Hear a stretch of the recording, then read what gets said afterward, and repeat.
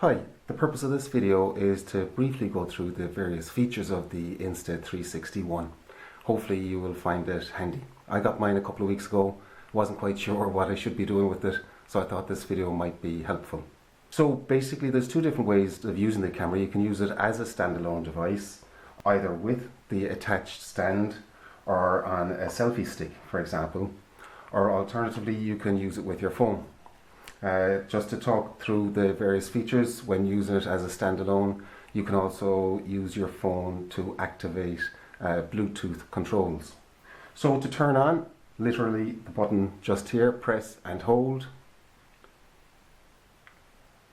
We get a blue light that goes to green when it's ready, and it will make a noise. Take a photograph, one press. That's it. To take a video, press 2 times. And you'll see that it's recording video because the green LED is flashing. Press again to stop. Then there is an option for a couple of different other features like the great bullet mode or time lapse or setting it on timer. By pressing the button 3 times we'll activate one of those. So now you do need to use the app in order to decide what function you want to assign to the 3 button press. So I'll press that again. That's it. To turn off, press and hold. So you might say, what's the advantage of using the standalone as compared to attaching it to your phone? I suppose number one, it's compact, it's easy to carry. The base, the tripod or the selfie stick that you would attach it to, very conveniently tends to be masked out in the final video. So if I'm taking a video like this, somehow the software manages to mask out this. If you're holding a selfie stick, that tends to be masked out as well. So that's very convenient for taking various footage. But the disadvantages are, and it is significant, you have no live view.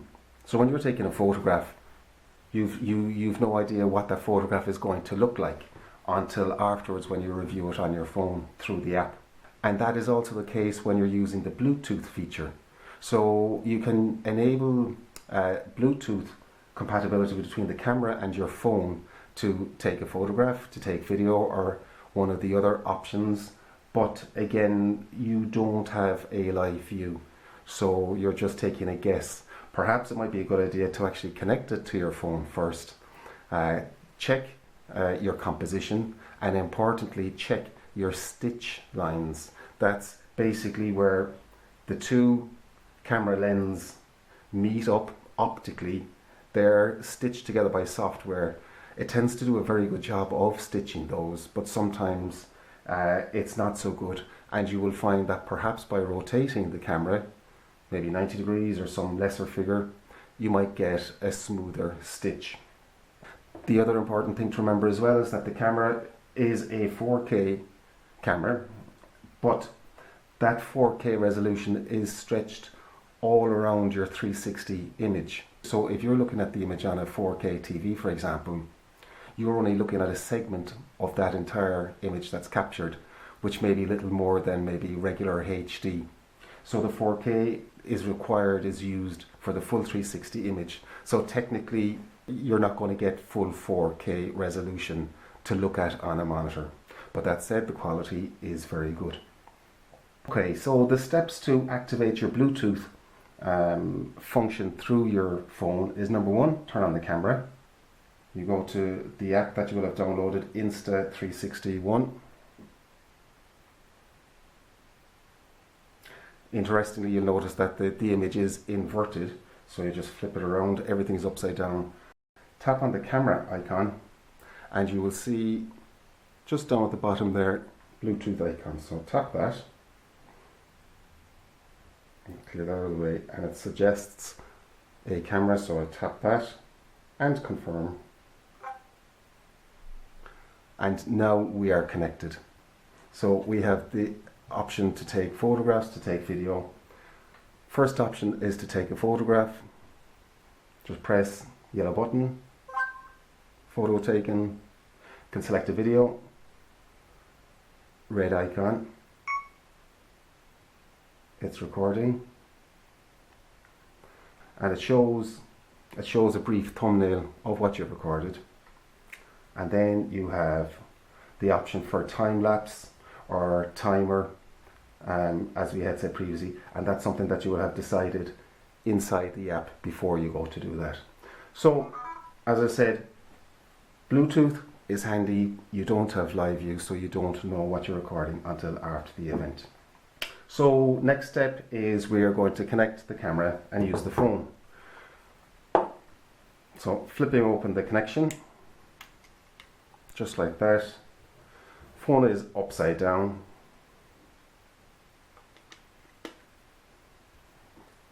You have a home screen, you have an album screen, and you have your settings down here.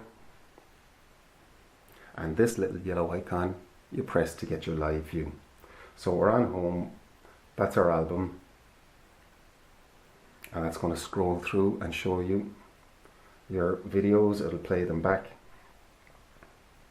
You can tap for your settings and your options there. You can shoot your photographs in RAW mode. You can shoot your video in log mode, and there's various other settings. Just to talk brief about RAW mode, rather than your photograph being taken and compressed as a JPEG, you can shoot it in a RAW mode where there's far more dynamic information on the photograph. It takes up more space, but it leaves you with more scope to do work with your image afterwards. Similarly with video log mode, it's quite similar to a photographic RAW mode, where it gives you the scope to add a lot more dynamic range to your video afterwards. So the video in the first instance will look very washed out because the processor isn't interpreting colors, it's just documenting what it sees on the sensor, and that's seemingly supposed to give more scope in post-production. You can shoot 60 frames per second, and here we go for our triple tap setting. So when you triple tap, you can decide that you want a time lapse, you can put your photo on a timer mode, or you can shoot bullet mode. And as you can see, I've selected bullet mode there, but you could just easily put it on a timer or time lapse. And equally, you want to time lapse, and you can choose your settings, how frequently you want the photograph to be taken, and how much is the total recording time. So leave that in bullet mode and come back out. Other settings that are going to be less used here: gyro correction. If you're finding you have a lot of difficulty with the stability function, that your images are very shaky, the video is shaky, you may want to correct that. How much space is left in your card. In this instance, the 8 gig card is giving about 18 minutes or 1400 photos. They're the most important features in your settings. So come back to home and we tap camera icon. So we can take photographs, icon is yellow. We can take video. We tap here.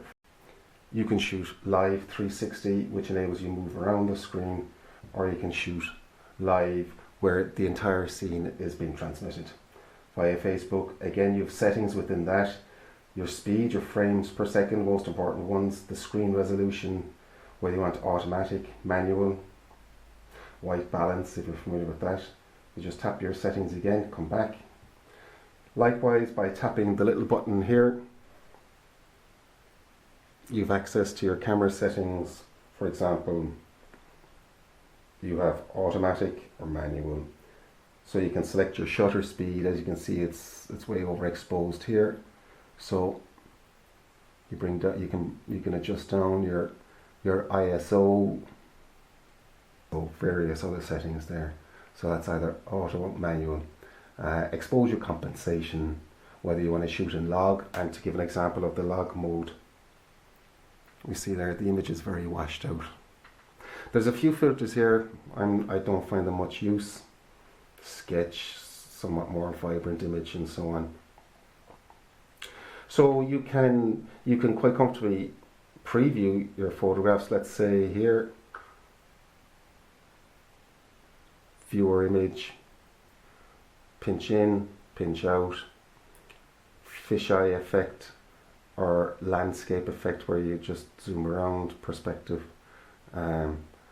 As easy as that, you get your tiny planet. and it's the exact same. You can achieve the exact same effects with a video as well.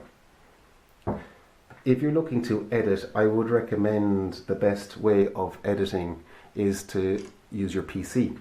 There's a terrific free piece of PC software for editing your 360 video, and this chap Ben Claremont does a terrific tutorial about it. I highly recommend all of his stuff. I believe he goes by the name of Life in 360. I would recommend subscribing to the guy. He's got a range of videos, rules for 360 beginners and other things. But in this particular one, he talks about the Insta360 Studio tutorial. Free piece of software, fantastic, great fun editing, and I recommend that. So guys, I hope you enjoyed this video and found it useful. If you did, please like and subscribe, and hopefully I'll be publishing more videos shortly.